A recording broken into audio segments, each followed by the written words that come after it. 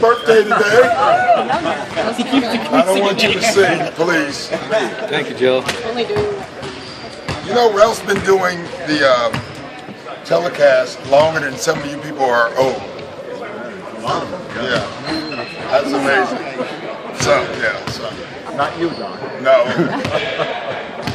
Doc, when you took over the team, did you look at what... I took over? Well, took over the basketball operations. Basketball, right. Yeah. You were very important at that. Did you look at what Pop and RC Buford have done in San Antonio? Was that sort of a... Like, well, let me see. Yeah, I mean, it would be dumb if you didn't. Yeah. You know, I talked to RC the most, probably. Especially, you know, when, you know, even last year, but before our... So, yeah, would be the answer, the short answer. When you put Dave Wool in a position, like RC was a scout and an assistant, I mean, do you see kind of Dave and Evan and those? Yeah, I do. I just think RC's done everything that you can do, you know, from college coaching to, I mean, everything. And I think guys with that type of experience can help you, clearly. And I saw Dave will say, well,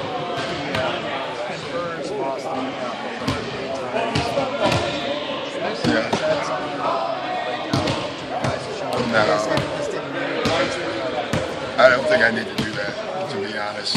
This is not the NCAA tournament where you win one game and they're out. You know, you have to play them a lot more, and you have to just be ready individually. So I don't think we need that, or I'm sure they know it doesn't matter anyway.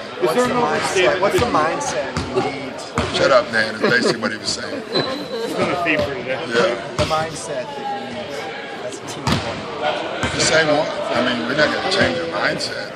We just have to play hard. We have to attack. And we have to be us. We can't worry about that. You know, we have to just be us. Is there an overstatement between I'm sure it is. The adjustments, like the adjustments as the series move on? Do big adjustments happen, or is it really more minor? It really depends on the game and the series. I mean, you can't. That's not a, you know, it's a blanket statement. You know, sometimes there's no adjustments. You know, you like what you're doing and you trust it, and sometimes you make minor tweaks, and sometimes you make major ones. It's game to game, and it depends. If you're a group that's been together like Dave, do you think is it easier for them to make those tweaks because they've seen so much? I would assume so. I mean, they can fall back on a lot of years of stuff that, you know, I've said it before. Like they can run stuff that they've run 3 years ago. That, hey, this may work better in this series. You know, a lot of teams don't have that luxury. You do that with this group from last year and use that stuff, or? Yeah, some, but not as much. I mean, we've only been together 1 year, so, or two if you count this one, so you don't have that luxury. How challenging is it to try to execute on both sides of the floor against a team like the Spurs that's so precise in what they do? Well, it's challenging, you know, but I just think it's challenging when you get to the playoffs and you're playing. You know, the one thing you can make a statement is everyone becomes precise in the playoffs because you get a chance to focus in on the same opponent. And so by game 2, 3, 4, both teams are pretty precise.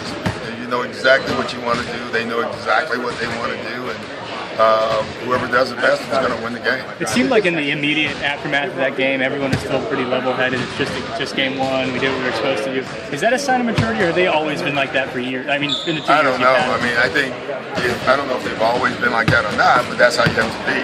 So, you know, I can't speak on that. You know, I just know that, like I keep saying, this is not the NCAA. You don't get anything for one win. You know, I would like that, at least now, because we can move on. But you can't do that, so you got to keep playing. You've signed guys who've had good postseasons against you. What do you glean from a guy who, you know, JJ or Ito? I mean, did that come into play when you're like, I've seen that guy a lot? No, they sucked against us anyway. So, well, Ito, I think, played really well, actually, if my memory serves me right. No. You know, you just watch, and for me, it's not about how they play against us. It's how you think they fit the way we play. You know, and that's where, I always laugh at the numbers sometimes when you're looking at other guys. You're looking at fit for your team. You don't care what the numbers say. You do, but you also look at how you think that guy will play in your system. He's the right mindset. I mean, look at the Spurs for that all the time. You know, look at Atlanta. That more than anyone recently, you know, and I just think it's important. Fit is so important to winning, and that numbers. Fit is, and it's really important. The way you guys approach it, because you're playing the defending world champions, it almost seems like the way you guys answer the questions, like you're already 10 points behind before the opening tip-off. Does it seem that way? You have to climb a ladder every time because you're playing? Well, it's not a bad mentality to have that you have to climb a ladder because that's the way you have to think going in. But they deserve the respect. I don't know. So I think you give it to them. I think you have to. I think you'd be a fool if you did. How much do you think you can anticipate the type of adjustments that either Pop or any coach is going to make against you? And I guess sort of. Well, I think the danger is anticipating adjustments. I think you make a lot of mistakes. You think about them. You anticipate them, I guess. But what you don't do is make an adjustment early. Sometimes teams don't adjust to certain things, and you're thinking outside your box, and the next thing you know, you've changed something that they didn't change, and you're thinking, why did I change that? So a lot of times it's a wait and see thing, but you have to be prepared for it. Doc, you didn't win Coach of the Year.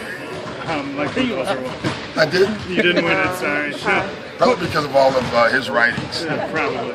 I read it, just like everybody read Tom's article, I read Ben's. Yes, exactly. But Mike Budenholzer won it. You mentioned Atlanta, the job that they did from afar. Well, what did you kind of think of the way they handled this season? I think they handled it. I do I need to say. I mean, they had the best record, so I think they handled it perfect. I don't recollect, but I think they were an AC last year. And to come out and win their conference when no one picked them. It'd be one thing if they came into the year and everyone picked Atlanta. But I don't think I saw that pick anywhere, and the fact that they did that, I think, is pretty impressive. And they had distractions that people don't understand. The one thing I will say is, like Danny Ferry, I think should get a lot of credit for this. I think he put this team together, and him and Mike really worked together. They were in San Antonio together, and that team is not a mistake. It really isn't, and I think they both deserve a lot of credit.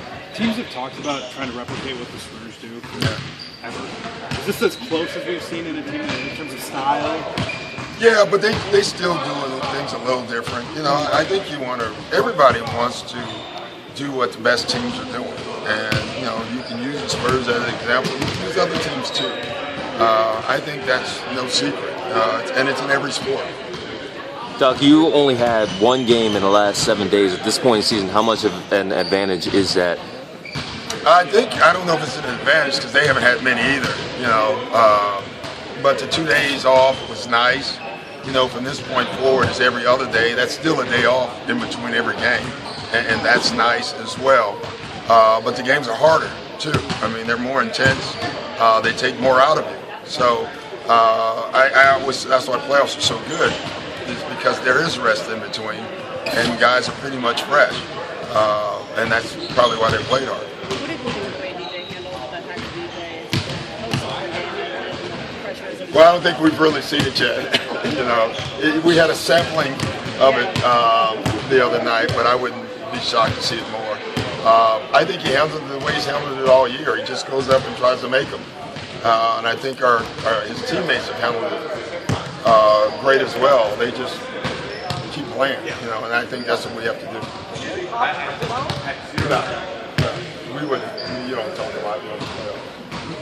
Can hack a blank take the team that's doing it out of their own rhythm at all? It can.